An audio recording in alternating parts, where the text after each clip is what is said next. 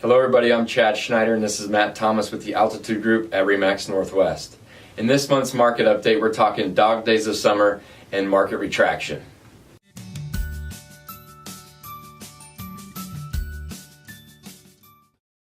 Chad, we saw some interesting new trends this month. Home sales compared to June of last year were actually down by 5%, which is kind of surprising despite being barely up by less than 1% since last month, which probably really speaks more to the market's momentum from May. Yeah, keep in mind that most of the homes that sold in June likely went under contract in the months prior. In other words, June home sales reflect springtime market conditions. So the average sold price for single-family homes was up this month, but barely. We actually saw less than a 1% increase month to month from May to June, a sign that the market is cooling seasonally. And that's to be expected as the dog days of summer set in, but home values have increased 8.5% from this time last year to just over $490,000.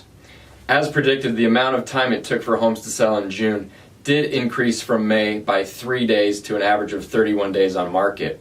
This is also a 3-day increase from June of 2017. All right, so have you heard the term retraction?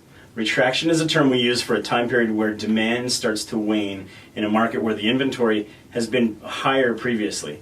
For example, currently there are nearly twice as many homes available this summer as there were in January. Retraction is by nature a short-term trend, and we don't believe it's a full market shift. For the past 5 years or so, we typically see prices start to relax from their high point in the springtime. As we showed you before, however, prices still remain much higher than they were at this time last year. Over the next few months, however, those prices will likely tail off from this year's high in June. Yeah, and again, we saw incredible home value increases from January to April, but very little gain from May to June. And we could see that temporary market retraction in the next month's statistics.